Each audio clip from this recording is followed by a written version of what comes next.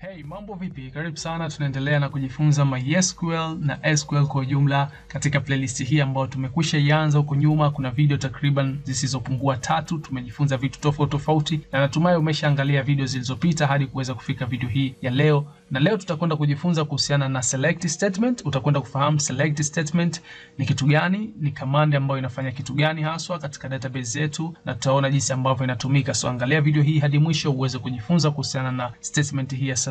So moja kwa moja tuangalie ni nini kwanza. Hii ni command ya SQL inayotumika kuweza kuvuta data kutoka kwenye database, ama tunasema kutoka katika zile table zetu ambazo zipo katika database ambazo tunakuwa nazo. Unahitaji data fulani, unahitaji kuona data za mteja wako, unaweza kuvuta kwa kupitia hii command ya select.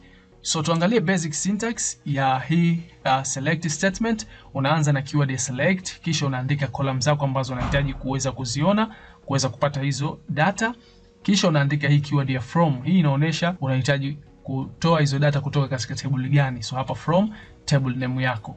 Hii ndio basic syntax ya kuweza kuandika hii command ya select na kuweza kuitumia kuweza kuretrieve, kufuta data kutoka katika table yako katika hiyo database ambayo umeikusudia kwa muda huo. Lakini pia unaweza kuvuta column zote katika table yako. Hii hapa una specify column gani na gani ambayo unahitaji. Kwa hiyo unaandika hapa, mfano mimi nahitaji column ya ID na column ya jina tu. Column nyingine zote zisitokee katika ile query itakapoweza kufanya kazi.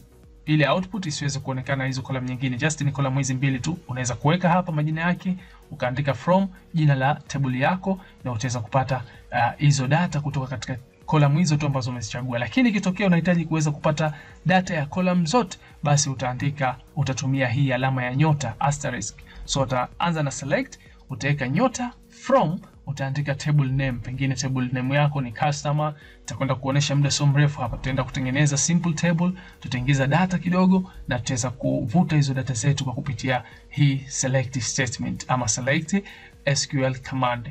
So natumai utakuwa umeweza kuelewa ni nini haswa hii select statement, lakini pia basic syntax yake inavyoandikwa. So twende moja kwa moja ni kuonesha mfano mdogo na tuweze kutumia katika database zetu hii select statement. So mimi nitafungua hii command line yetu ambayo tunaitumia.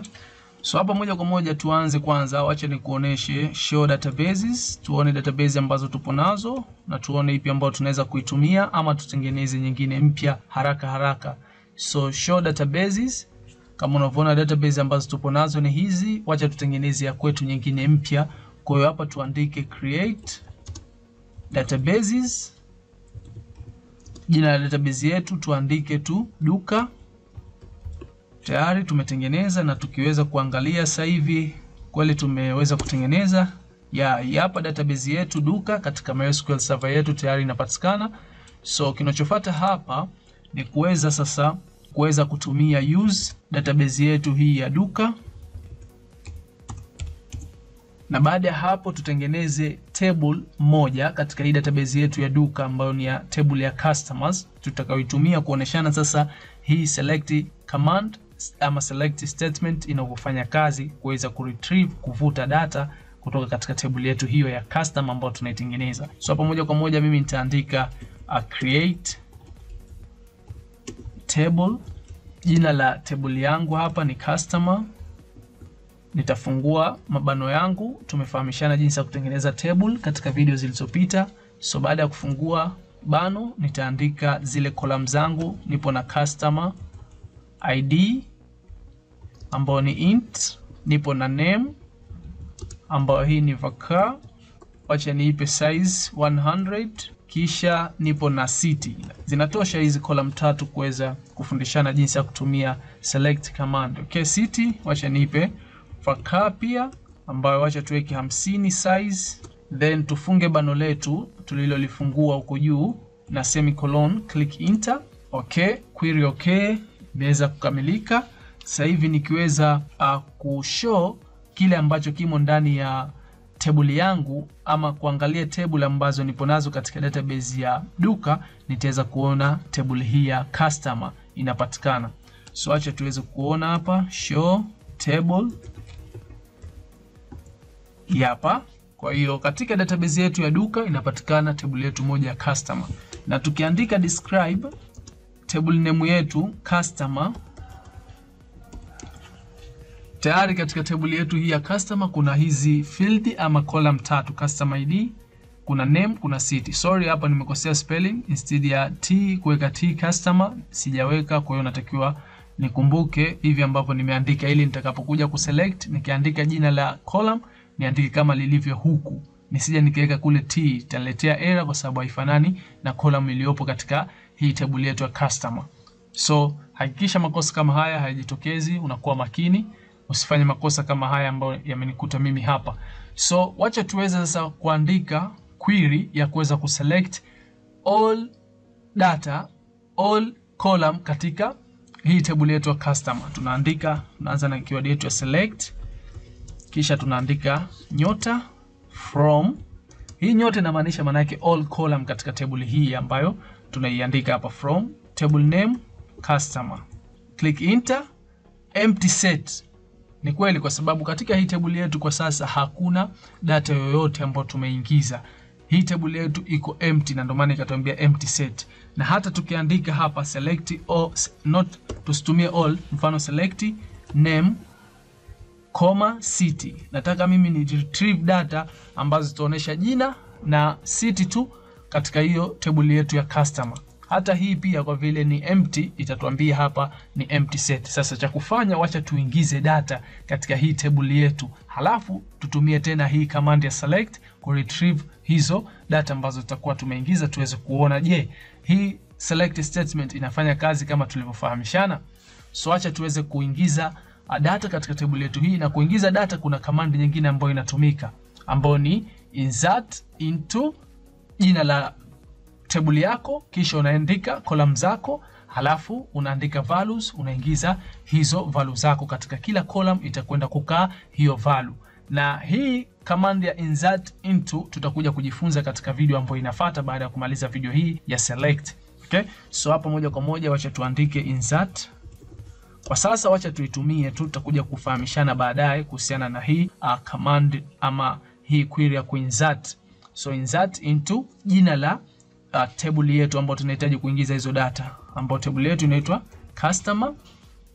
Baada ya hapo tunafungua bano, tunaandika column zetu ambazo zinapatikana katika hiyo table yetu. Sisi tupo na column tatu katika table yetu ya customer, ambayo ya kwanza tumesema ni customer, lakini kumbuka mimi nilikosea spelling, sikuweka T, kwa nitaandika ile ile ambayo nimeandika kule katika table yangu.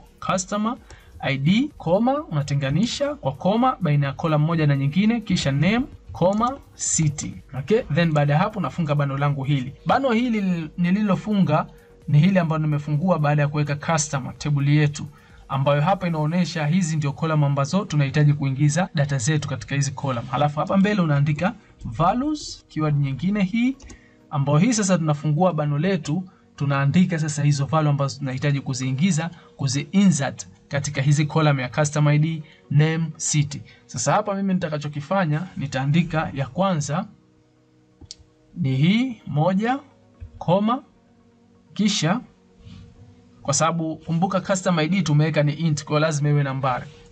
Alafu hapa katika jina nitaweka mimi Amina Juma. Okay, sorry. Juma. Nitafunga kwa sababu hii ni string, ni var, tunaitilia double quotation bila kusahau. Alafu hapa nitaandika, na hii pia ni var, kwa ni string, tutaweka hapa Zanzibar. Ni city ambayo yupo huyu. Nitafunga hapa bano langu la kwanza, value yetu hii ya kwanza. Then baada ya hapo na uwezo hapa wa kuweka semicolon, nikawa nimemaliza, nikaingiza data moja tu, nikamuingiza huyu mtu mmoja tu katika hii table yetu ya customer. Lakini pia unaweza ukaweka hizi values mara tatu ili basi uingize data tatu kwa pamoja. Lakini mimi wacha nifanye hii kwanza nikuonyeshe. Click enter, tayari unaona query, okay, one row affected. Tayari tumeshaingiza hizi information za huyu Amina Juma katika table yetu ya customer. Sasa mimi nitarudisha hii, nitaingiza nyingine hapa, nitaweka namba 2, huyu ID yake namba 2, alafu jina lake ni John Doe. Na huyu anatokea Dar es Salaam, city yake ni Dar es Salaam. Okay? Sasa nimekwambia una uwezo wa kuongeza hapa value nyingine. Kwa hiyo hapa kabla ya kuweka semicolon mimi nitaweka comma, nita add value nyingine, nitafungua bano, nitaweka hapa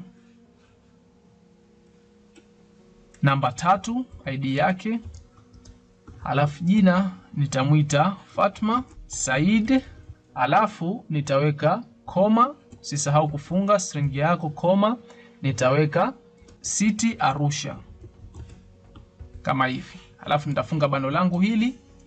Baada ya hapo nitakuwa nimemaliza, nita click enter bila kusahau semicolon. Record 2 duplicate 0 warning 0, tayari record mbili zimehifadhiwa, zimeingizwa, zimekuwa inserted katika table yetu ya customer. So wacha sasa tuweze kuselect all from customer, tuone sasa hivi zitakuja information. So select all from table name yetu ambayo ni customer. Tumetumia keyword select, tukaweka nyote kimaanisha all column tuweze kuzipata katika table yetu ya customer. Click enter, tayari unaona zimekuja hapa, ya kwanza, ya pili, ya tatu. Customer ID hizi hapa, name Amina Juma, John Doe, Fatma Said, city Zanzibar, Dar es Salaam, Arusha. Column zote ambazo tupo nazo katika table ya customer tumeweza kuzipata kwa sababu query yetu hii tumetumia hii nyota kwa ajili ya kupata hizi column zote ambazo zimo katika table yetu.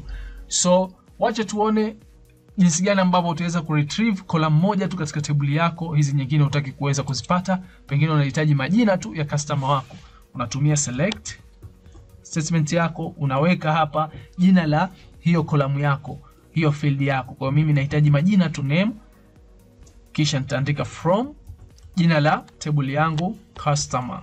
Click enter, tayari unaona nimeweza kuletewa column ya name tu na kuoneshwa majina yote ya wateja ambao wamo katika table yetu ya customer kwa kupitia hii query ambayo tumeiandika hapa, select name from customer. Very simple, unaweza ukajaribu huko ukafanya mazoezi. Kwa mfano nahitaji mimi niweze kupata majina na city, miji yao tu ambayo wapo, sitaki niweze kuona ID.